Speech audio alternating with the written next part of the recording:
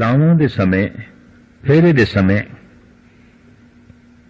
ਕੁੜੀ ਤੇ ਮੁੰਡੇ ਦੇ ਪੱਲਿਆਂ 'ਚ ਗੰਢ ਪਾ ਦਿੱਤੀ ਜਾਂਦੀ ਹੈ। ਬਾਬਾ ਫਰੀਦ ਕਹਿੰਦੇ ਨੇ, ਜੇ ਵਾਕਈ ਇਹ ਲੜ ਛਿਝ ਜਾਣਾ ਸੀ, ਮੇਰਾ ਸਿਮਰਨ ਭੁਲੇਖਿਆਂ ਵਿੱਚ ਪੈ ਜਾਣਾ ਸੀ, ਮੇਰੀ ਬੰਦਗੀ ਢਿੱਲੀ ਪੈ ਜਾਣੀ ਸੀ, ਮੇਰੀ ਇਬਾਦਤ ਕੁਝ ਕਮਜ਼ੋਰ ਹੋ ਜਾਣੀ ਸੀ, ऐसा माहौल बनना सी, तो मैं शुरू तो ही पीढ़ीपन पक्की गंढ पांदी ताकि लड़ मेरा ना छिजदा ना टुटदा, क्योंकि मैं सारा जग हंडा के वेख लिया, ऐ खुदा तेरे जैसा कोई भी नहीं, तेरे जैसा कोई भी नहीं। फरीदा जे तू अकल लतीफ, काले लिख न लेख, आपनड़े गिरेवान में सिर नीवा कर देख। बड़ा सुंदर उपदेश बाबा फरीद जगत नूं दे रहे ने। जे तू बारीक अकल दा मालिक है, जे तू अकल लतीफ, जे तू सूझ समझ दा मालिक है, तो अपने हिरदे दे उत्ते काले लिख ना लेख। ये काली लेखनी ना लिख। काली लेखनी लिखनी की है? दूजियां दियां भुल्लां वेखणियां, दूजियां दे गुनाह वेखणे, दूजियां दे औगण वेखणे। दूजियां दे औगण वेखण लई दूजे च बहुत गहरी झात मारनी पएगी। प्रकृति ने एक नियम बना रखा है, उपरों उपरों वेखो। जैसे ऊपर ऊपर बंदे नूं वेखिए तो सोहनी खलड़ी है, खलड़ी दे उत्ते सोहणे जिहां कपड़े पाए हुए ने, ठीक है, पर हुण कोई गहरा वेखे, खलड़ी दे थल्ले वेखे तो मांस है, होर गहरा वेखे मिंज है, खून है, हड्डियां है, दुर्गंध है। तो जैसे किसी दे तन नूं ਅਸੀਂ ਉੱਪਰ ਉੱਪਰ ਹੀ ਵੇਖਦੇ ਹਾਂ, ਉਸਦੇ ਕੱਪੜੇ ਵੇਖ ਲੈਂਦੇ ਹਾਂ, ਉਹਦੀ ਵੇਸ਼-ਭੂਸ਼ਾ ਵੇਖ ਲੈਂਦੇ ਹਾਂ, ਉਹਦੀ ਖਲੜੀ ਵੇਖ ਲੈਂਦੇ ਹਾਂ, ਗੋਰੀ ਹੈ, ਕਾਲੀ ਹੈ, ਸਾਂਵਰੀ ਹੈ, ਲਾਲ ਹੈ, ਜ਼ਰਦੀ ਮਾਇਲ ਹੈ। ਇਸੇ ਤਰ੍ਹਾਂ ਕਿਸੇ ਦੇ ਮਨ ਵਿੱਚ, ਕਿਸੇ ਦੀ ਜ਼ਿੰਦਗੀ ਵਿੱਚ ਬਹੁਤ ਗਹਿਰੀ ਝਾਤ ਨਹੀਂ ਮਾਰਨੀ ਚਾਹੀਦੀ, ਉੱਪਰੋਂ ਉੱਪਰੋਂ ਵੇਖਣਾ ਚਾਹੀਦਾ, ਕਿਉਂਕਿ ਗਹਿਰੇ ਵਿੱਚ ਗਏ ਤਾਂ ਹਰ ਮਨੁੱਖ ਵਿੱਚ ਕੁਛ ਨਾ ਕੁਛ ਤੇ ਔਗਣ ਹਨ, ਹਰ ਮਨੁੱਖ ਦੀਆਂ ਕੁਛ ਨਾ ਕੁਛ ਭੁੱਲਾਂ ਤੇ ਹਨ, ਹਰ ਮਨੁੱਖ ਦੀਆਂ ਕੁਛ ਨਾ ਕੁਛ ਗਲਤੀਆਂ ਤੇ ਹਨ। तो गलतियां देखदियां, भुलना देखदियां वो मनुख नजरां तो गिरेगा, उसकी निंदा चल पेगी। एक मनुख नजरां तो गिरिया, एक उसकी निंदा करन दा पाप कमाया, और इस तरह हर एक विच औगण देखदियां देखदियां देखण करके एक दिन वो सारे दे सारे औगण अपने विच भी प्रवेश कर जाते हैं। इस वास्ते बाबा फरीद कहते ने, दूजियां विच गहरी झात मार के ना वेख, अपने गिरिवान में सिर नीवा कर देख। जे देखना है तो अपनी गिरिवान दे झात मार के वेख। गहरे तल विच जे देखना चाहना है तो फिर अपने च वेख। जैसे तेनू अपने शरीर विच दुर्गंध, मांस, मिंज दिखाई देगी, इस तरह अपनी जिंदगी जद गहरी झात मारेगा तो तेनू औगण दिखाई देणगे, कमजोरियां दिखाई देणगियां, तेरा हंकार चिकना चूर हो जाएगा, और हो सकता है तू उन्हां औगणां नूं मिटाण विच लग जाए।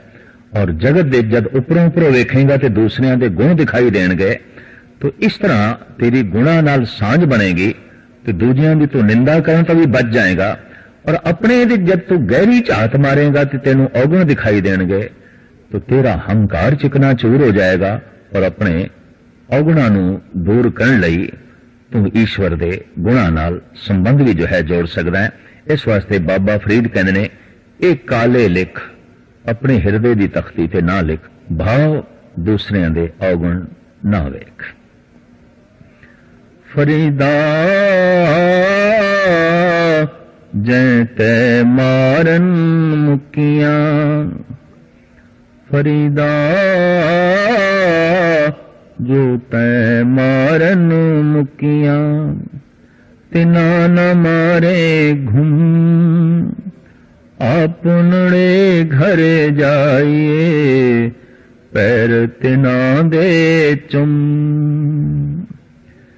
जो तैनू खिच के मुक्का मारन, तेरे नाल वधेकी करन, पलट के तो उन्हां नाल वधेकी ना कर। तू उन्हां दे पैर चुम ले।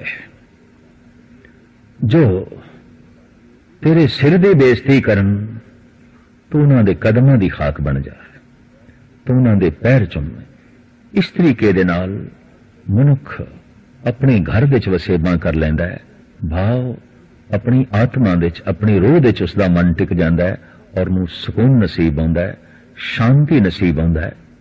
बदले दी भावना नाल ते अंदर जलन ही रहिंदी है। बदले दी भावना नाल ते हर वक्त अंदर कुड़कतन ही रहिंदी है। बदले दी भावना नाल सिवाय ढेंगी कला तो और कुछ भी नहीं। बदला एक ऐसा बोझ है जो आध्यात्मिक उन्नति होने ही नहीं देंदा। बाबा फरीद सावधान कर रहे ने, सुचेत कर रहे ने। फरीदा जा तो खट्टण वेल, ता तू रत्ता दुनी स्यों, मर्ग सवाई नी, जा भरया ता लद्या। खट्टण दा समा सी, नाम विहाजण दा समा सी, बंदगी करन दा समा सी। जो जवानी दी खास रुत, जवानी दा खास समा, शरीर विच बल सी, शरीर दी शक्ति सी, शरीर विच उछाल सी, शरीर विच उत्साह सी, उमंग सी, तरंग सी। इस सारी शक्ति, इस सारी उमंग, इस सारी तरंग तू दुनियादारी विच ही खर्च कर दित्ती, तू विषय विकारां च ही खर्च कर दित्ती। अपनी शक्ति दा सही इस्तेमाल नहीं कीता। अपने उछाल, अपनी उमंग, अपने तरंगां दी सही वरतों नहीं कीती। मर्ग सवाई नहीं, जां भरिया तां लद्या। आखिर एक दिन मौत ने आ जाना है और वाकई जब श्वास पूरे हो गए, भर गए, तो फिर तेनू अगे जाना पेगा। तेरा वासा फिर कबर विच ही है। जीवन कबर विच पहुंचे, शरीर कबर विच पहुंचे, उस तो पहले रूह खुदा तक पहुंचनी चाहिए। ऐसा बाबा फरीद उपदेश कर रहे ने, संदेश दे रहे ने। देख फरीदा जो थिया, दाड़ी हुई भूर, अगों नेड़ा आया, पिछारिया दूर। पीछे की है जन्म, अगे की है मौत। देखते सही तेरा दाड़ा चिट्टा हो गया है, वाल चिट्टे हो गए ने, बुढ़ेपा उतर आया है, मौत नेड़े आई है। पिछा जन्म तो बहुत दूर रह गया, बहुत दूर रह गया। एक बच्चा जन्मदिन मनावे, ठीक है, माफ किया जा सकता है। एक जवान जन्मदिन मनावे, थोड़ा जिहा सोचा जा सकता है ये जवान भुल कर रहा है। और एक बुढ़ा भी जन्मदिन मनावे तो कोई महामूल, बहुत ही अचेत मनुख ऐसा जो है कर सकता है, क्योंकि अग्गा बहुत नेड़े आया। मौत तो बिल्कुल नेड़े आई। जन्म होया 70-80 साल हो गए, मरण दिन तो बिल्कुल नेड़े आ गया, 100 दिन आया नेड़े। तो बाबा फरीद कहने जेड़ा दिन नेड़े आया उन्होंने चेते कर। जो लंघ गया दिन और बहुत मुद्दत हो गई है, भुला, जन्म नो भुला, मौत नो चेते कर। और ये हकीकत है, एक सच्चाई है, काल चिंतन ही अकाल दा चिंतन बन जाते। अपने अंत दा चिंतन ही प्रभु बेअंत दा चिंतन बन जाता है। बाबा फरीद अपने पावन श्लोक दे राहीं ये उपदेश दे रहे हैं। देख फरीदा जेथिया, शक्कर होई विस, साई बाझों अपने, वेदन कहिए किसे। कल तक जो मिठा सी, कल तक जो शक्कर सी, कल तक जड़े पदार्थ मिठे लगते सन, कल तक जो ये संसार सोना लगदा सी, अज बुढ़ेपे करके ते विस बन गए। मिठास ही जहर बन गई है, मिठास ही कुड़तन बन गई है, स्वप्न ही कुरूपता बन गया है। शरीर निर्बल हो गया है, कमजोर हो गया है। भावे सब कुछ ओही कुछ है, पर सब कुछ भोगण दे समर्थ हुण शरीर नहीं रहा। वासना ओही कुछ है, पर वासना की पूर्ति हो सके शरीर दे बल नहीं, तो बल ना होने करके सारी मिठास जहर बन के रह गई है। ये जिहड़ी वेदना है, ये जिहड़ी पीड़ा है, परमात्मा तो बिना, खुदा तो बिना और किसनू आखिए और किस दे अगों रखिए। फरीदा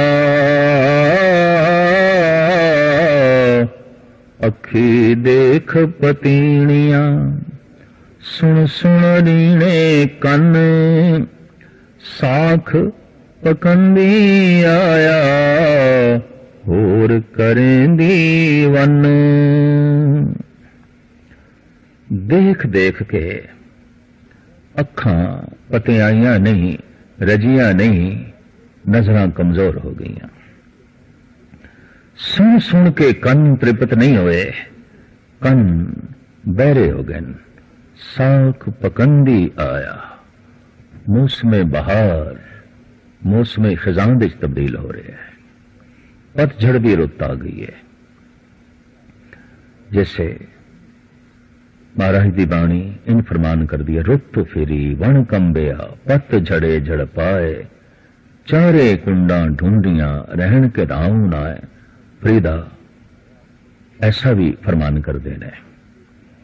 कबीर ते गुरु अर्जन देव जी महाराज दे वाक भी मौजूद ने। पत्तर भुरजेण झड़ियन ने जड़ियन, पेट संपदा, पतझड़ दी रुत दे पत्ते झड़ जाते हैं और तमाम बहार, उत्साह, कुलाहल उदासी दे बदल जाता है।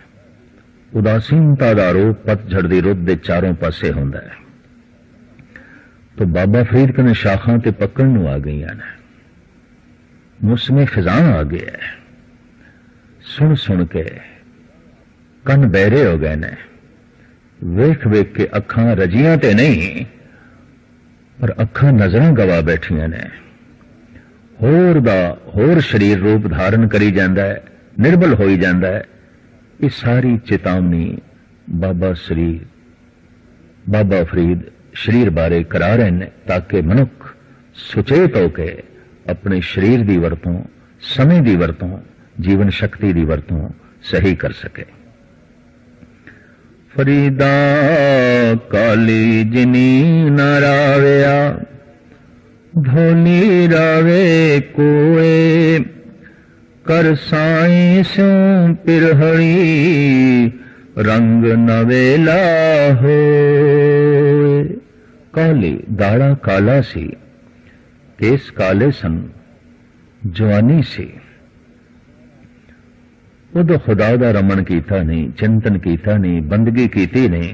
धौली रावे कोए, बुढ़ेपे च किसने रमन करना है। भाव हुण ते नमाज पढ़न दी सत्या नहीं रही, तलावत करन दी ताकत नहीं रही, रोजे रखन दी समर्था नहीं रही, हज करन दी शक्ति नहीं रही। इस बुढ़ेपे विच धौली रावे कोए, किसने इस बुढ़ेपे विच बंदगी करनी है। कर साई स्यों पिरहड़ी, रंग नवेला होए। इस जवानी दी रुत विच उस खुदा नाल प्यार दी पींग पा, नवे तो नवा रंग तैनू चढ़ेगा। नित नवा रंग, रंग नवेला होए। वो रंग कदी पुराना नहीं होवेगा, वो रस कदी पुराना नहीं होवेगा। साहिब मेरा नीत नवा, सदा सदा दातार। नित नवियां खुशियां, नित नवे रंग, नित नवा रस, नित नवा सौपन तेरी जिंदगी च पैदा होवेगा। हे मनुख, तू उस साईं दे नाल प्यार पा जवानी दे उत्ते। अगला श्लोक तीजे गुरु नानक बिरद बाबा धन गुरु अमरदास जी महाराज का है। बाबा फरीद बिल्कुल ठीक कह रहे हैं, बिल्कुल ठीक कह रहे हैं। पर इस श्लोक तो कितने बुढ़ियां ਲਈ मायूसी ना पैदा हो जाए, निराशा ना पैदा हो जाए। और वैसे बाबा फरीद भी निराश नहीं कर रहे, वो भी बिरध अवस्था तक बंदगी कर दे रहे। लेकिन अर्थकार पढ़न वाला भुलेखा खा सकता है। ये भुलेखा ना पैदा होवे तो सुचेत कर देने धन गुरु अमरदास जी महाराज मल्ला तीजा।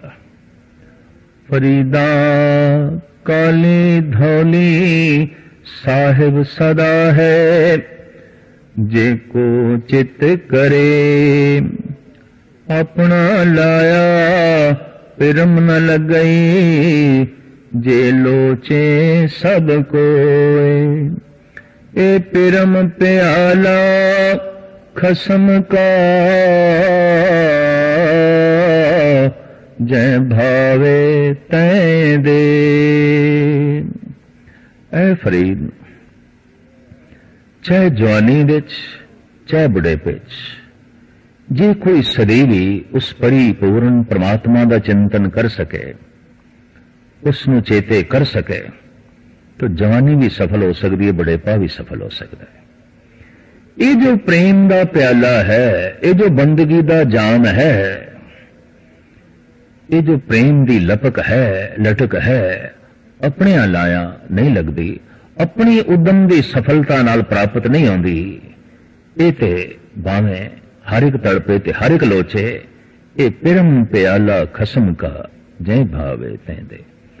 ये प्याला ते खसम दा है, खुदा दा है, उसदे हथों है ही जिसनू प्राप्त हो जाए। ये प्याला मनुख दे हथ च नहीं। मनुख इस प्याले की मंग कर सकता है, मनुख इस प्याले की तड़प कर सकता है, चाहे जवानी च करे चाहे बुढ़ेपे च करे। और ये फिर खुदा की मर्जी है, ये प्याला उसने किसनू देना है, किस दे मुंह नू ये जाम लगना है। फरीदा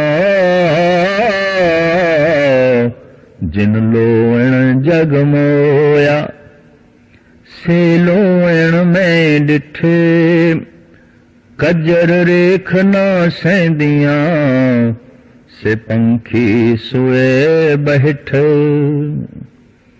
एक वेसवा जिसते सारा मुल्तान शहर मोहित सी, जिसकी एक झलक पाण लई बड़े बड़े नवाब, शाहजादे, अमीर उलमा तरसदे सन। एक दिन किधरे उसकी गोली ने कज्जर बारीक नहीं सी पीसिया, और जैसे इस कज्जर में उस वेसवा ने अपनी अखी पाया तो अखां विच रड़क पैदा हुई। गोली नू डांटिया, गोली नू दो चार थप्पड़ भी मारे, गोली रो पई। रोना भरा फकीरां नू किथे भावंदा है, दूसरे दा रोना फकीरां नू भी रुला के रख देंदा है, तड़पा के रख देंदा है।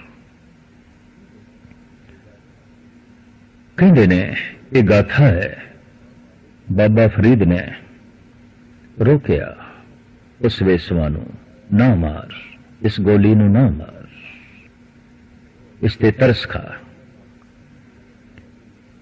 एक दिन ऐसा होया, कब्रिस्तान की एक पगडंडी दे चां बाबा फरीद लंघे जा रहे ने, पैर ठोकर खा गए एक खोपरी नाल कबर सी, नंगी पै गई सी, मुद्दतां दी मिट्टी उड़ गई सी। नाल दे साथियों ने कह दिता, बाबा जी ये ते उसी वेसवा दी कबर है जिसते सारा मुल्तान मोहित सी, जिसदी एक झलक पाण लई बड़े बड़े रसक लोग, धनाड़, उलमा, उमरा तरसदे सन। ये ते उसदी खोपड़ी है। अखां विच कीड़े सन, कुरबुल कुरबुल पे करन। लगदा है खोपड़ी विच किधरे थोड़ा मांस होवेगा, तां ये कीड़े मौजूद सन। फरीद नूं कहना पिया, कज्जर दी रेख दी रड़क ते सहार ना सकियां, ऐ देखो कीड़े मकोड़िया ने उन्हें अखां दे अपने घर बना के रखे न, अपने आलने बना के रखे ने। ये अखां जिन्हां ते जगत मोहित सी, जो गुलाब जैसियां सन, जो मृग जैसियां सन, जो चंद्रमा जैसियां सन, अज करूपता दा एक दृश्य पेश कर रही ने। कीड़े उस विच कुरबुल कुरबुल कर रहे हैं। फरीदा कूकेंदियां चांगेंदियां मत्ती देंदियां नित, जो शैतान वञाइयां सिकित फेरन चिते। बाबा फरीद कहंदे ने उच्ची आवाज दे नाल कूक कूक के मैं चंगी मत जगत नूं देंदा रहा, समझांदा रहा। हर महफिल विच, हर शहर विच, हर थां ते उच्ची उच्ची पुकार करके जगत नूं समझांदा रहा, शरीर दा एक दिन अंत हो जाना है, बेअंत दी प्राप्ति कर लो। समा बहुत कीमती है, जिंदगी बहुत कीमती है, इसकी सही वरतों कर लो।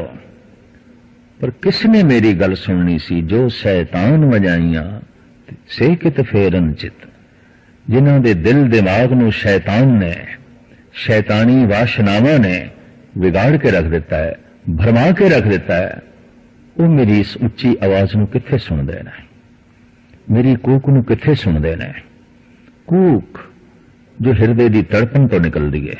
मनुखता ते जद दया पैदा होंदी है, अज्ञानियां ते जद दया उत्पन्न होंदी है, मूर्खां ते जद दया पैदा होंदी है, तो फकीरां दी कोक निकलदी है। जिस तरह किसी दे शरीर दे जख्म नूं देख के तरस आ जांदा है, किसी दी बीमारी नूं देख के तरस आ जांदा है, किसी दी मानसिक गिरावट नूं देख के भी फकीरां दे अंदरों कोक निकलदी है। किसी दी मानसिक बुखार नूं, विकार नूं देख के भी फकीर लोग तड़प उठते हैं और अपने बचना की औषधि दे नाल उस बुखार नूं, उस बीमारी नूं दूर करने की कोशिश करते हैं। पर बाबा फरीद कहते हैं ये औषधि कोई खांदा नहीं। ये बीमार लोग इस औषधि नूं खांदे नहीं, जिन्हां दे दिल दिमाग नूं शैतान ने वजा के रखे है। वो मेरे बोल कित्थे सुनते हैं, कदों सुनते हैं? फरीदा थियो पवाई दब, जे साई लोड़े सब, एक छजे ब्याल ताड़िए, ता साई दे दरवाड़िए। बाबा फरीद कहते ने दब दी तरह हो जा, घास दी तरह। एक खास तरह की घास जिस तो वाण बनाए जाते सन, जिस तो पायदान बनाए जाते सन, जिस तो चटाइयां बनाई जांदियां ने। आम इसनूं कूंदर भी कहते हैं उस इलाके विच, और ये दरियावां दे कंढे ते आउंदी है। खास करके दरिया सिंध के कंढे ते बहुत वड्डी तादाद विच ये पैदा होंदी है। और छोटे वड्डे दरिया जो लहिंदे पंजाब, हाल पाकिस्तान विच मौजूद ने, उत्थे ये दब, ये कूंज काफी तादाद विच दरियावां दे कंढे, पानी दे जोड़ां दे कंढे पैदा होंदी है। आप कहते ने इस दब वर्गा हो जा, जे तू सारे दा सारा खुदा चाहना है, अपने जीवन नूं सफल करना चाहना है, तो इस दब वर्गा हो जा। देखो इसनूं पहले कटिया गया है, पैरां थले लताड़िया गया है, फिर कुटिया गया है, फिर वटिया गया है, फिर इसका पायदान बनया है। ये पायदान मस्जिद के बूहे ते रखिया गया है और नमाजी इस तो लंघ के जाते पे ने, ते पायदान दे तले पई खाक नमाजी मस्तक ते लांदे ने, श्रद्धालु मस्तक ते पै लांदे ने, क्योंकि इस पायदान नूं खुदा दा बूहा नसीब हो गया है, नमाजियां दे कदम नसीब हो गए ने। इस दब दी तरह बाबा फरीद कहने तू कुर्बानी कर, ताकि खुदा दे बूहे दा तैनू भी जो है बैठना नसीब हो जाए ते नमाजियां दे फकीरां दे इबादत गुजारां दे चरनां दी धूड़ तू ही बन जाए। और जिस दिन तू धूड़ बनेगा वास्तविक ये धूड़ लोगों के मस्तक ते लगेगी, लोग मत्थे ते चुक लैणगे, लोग दिल दिमाग दे तैनू अपनी थां देणगे। फरीदा खाक न निंदिए खाकू जेड न कोए जीवंदिया पैरा तले मोया ऊपर हो। भूल के भी इस खाक दी निंदा न करी। देख जीवदिया जी तेरे पैरों दे थले बिल्कुल नीवी निर्माणता का रूप बनी हुई है, और जब तुम मर जाए तो तेरा पर्दा ढक दिए, तेरी लाश नूं ढक दिए, तेन ढक के रख देंदी है। तेरी बदबू, तेरा कुमलायापन, तेरा ये मांस, तेरियां टुटियां हुई हड्डियां सब नूं जो है ढक के रख देंदी है। खाक दी निंदा ना कर, खाक दी तरह निर्माण पुरुष हो जा। निर्माण पुरुष जगत दी खाक बनदा है पैरां दी, और दूजियां दे ऐबां नूं, दूजियां दे औगणां नूं जो है ढकदा है। खाक वर्गी जिंदगी दी ये पहचान। फरीदा जां लब ताने क्या लब तां कूड़ा ने किचर झत लंगाइए छप्पर टुटे में। जितने चिर तक वासना है, कामनावां ने, अंदर लोभ है, तो खुदा दा प्यार किथे है? उते कामना नाल प्यार है, अपनी इच्छा वासनावां नाल प्यार है। तो वासना करके खुदा नाल संबंध जोड़ना चाहना है, ये वासना पूरी हो जाए तो संबंध टुट जाता है, ना पूरी होवे तां भी टुट जाता है। इसनों एक तशबीह दे राही बाबा फरीद इंज समझाते ने, किचर झट लंगाइए छप्पर टुटे में। टुटा छप्पर जिहदे ते बारिश हो रही है और किणमिण किणमिण बरखा छप्पर दे अंदरों होके अंदर प्रवेश कर रही है, इस तरह टुटी छपरी दे थल्ले जिहदे बूंदा बांदी हो रही है, कितने चिर तक आदमी रह सकता है? इस तरह का नेह है, इस तरह की बंदगी कितने दिन तक हो सकती है? जिस विच कामना है, जिस विच वासना है, जिस विच लोड़ा ने, जिस विच मंगा ने, मंगा पूरियां हो गईयां तां भी टुट जाएगी, जे ना पूरियां होईयां तां भी टुट जाएगी। तो बाबा फरीद कहते ने, बंदगी कर सिर्फ बंदगी दी खातर, इबादत कर सिर्फ इबादत लई, ताकि तेन खुदा प्राप्त होवे। ते खुदा सुखां दा सागर है।